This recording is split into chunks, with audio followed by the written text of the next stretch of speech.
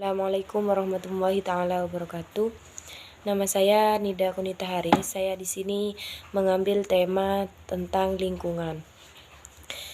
Lingkungan adalah kombinasi antara kondisi fisik yang mencakup keadaan sumber daya alam seperti tanah, air, energi mineral, serta flora dan fauna yang tumbuh di atas tanah maupun di dalam lautan. Dengan kelembagaan yang meliputi ciptaan manusia seperti keputusan bagaimana menggunakan lingkungan fisik tersebut. Lingkungan juga dapat diartikan menjadi segala sesuatu yang ada di sekitar manusia dan mempengaruhi perkembangan kehidupan manusia. Lingkungan terdiri dari dua komponen. Yang pertama komponen abiotik dan komponen biotik.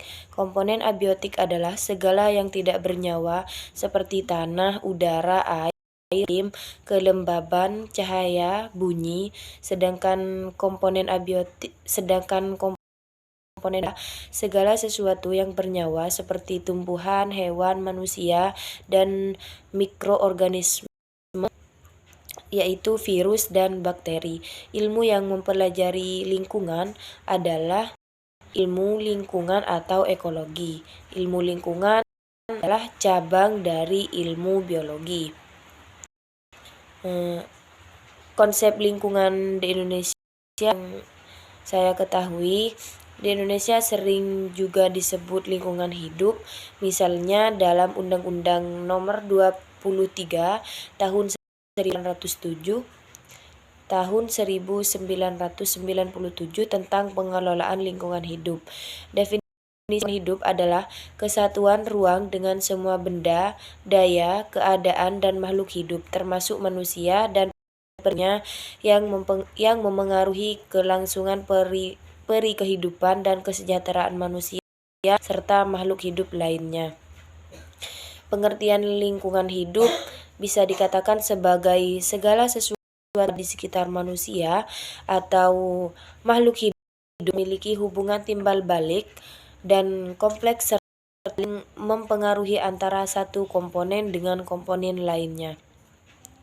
Pada suatu lingkungan terdapat dua komponen penting pembentukannya sehingga suatu ekosistem, yakni komponen bio dan komponen abiotik. Seperti yang saya sudah jelaskan tadi, komponen biotik pada lingkungan hidup mencakup seluruh makhluk hidup, yakni hewan, manusia, tumbuhan, jamur, dan benda hidup lainnya. Sedangkan komponen abiotik adalah benda-benda mati yang bermanfaat bagi kelangsungan hidup makhluk hidup di sebuah lingkungan, yakni mencakup tanah, air, api, batu, udara, dan lain sebagainya.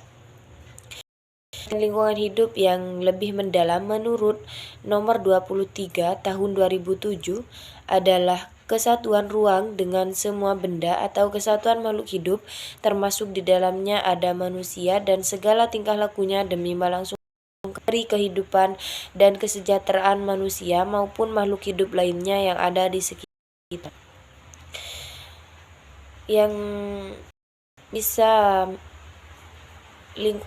kerusakan lingkungan hidup. Kerusakan pada lingkungan hidup terjadi karena dua faktor, baik faktor alami maupun faktor karena tangan-tangan jahil manusia. Pentingnya yang terawat terkadang dilupakan oleh manusia bisa menjadikan ekosistem serta kehidupan yang tidak maksimal pada lingkungan tersebut. Beberapa faktor dalam yang bisa menjadi kerusakan lingkungan hidup. Yang pertama faktor alami, yang kedua faktor buatan. Kerusakan lingkungan karena faktor manusia bisa berupaya adanya penebangan secara liar yang menyebabkan banjir ataupun tanah longsor, dan pembuangan sampah di sembarang tempat, terlebih aliran sungai dan laut akan membuat pencemaran.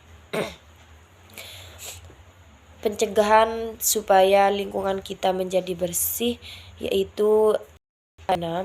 Saya sebutkan yang pertama, kita sebagai manusia. Yang pertama, penanaman kembali hutan yang gundul. Yang kedua, pencegahan buang sampah dan limbah tempat dengan menyediakan tong berbagai tempat agar lingkungan kita menjadi bersih. Yang ketiga, pemberian sanksi terhadap pelaku pencemaran lingkungan agar si pelaku pembuang sampah sembarangan tidak melalaikan sanksi yang sudah diberikan. Yang keempat, menghentikan eksploitasi sumber daya alam secara berlebihan. Yang kelima, peningkatan kesadaran masyarakat akan pentingnya kelestarian tanah, air, udara, dan lingkungan untuk kehidupan berkelanjutan. Yang keenam, memberikan keterampilan dasar bagi para ibu rumah tangga dengan menggunakan bahan bekas guna mengurangi limbah plastik. Seperti botol aqua bisa didaur ulang.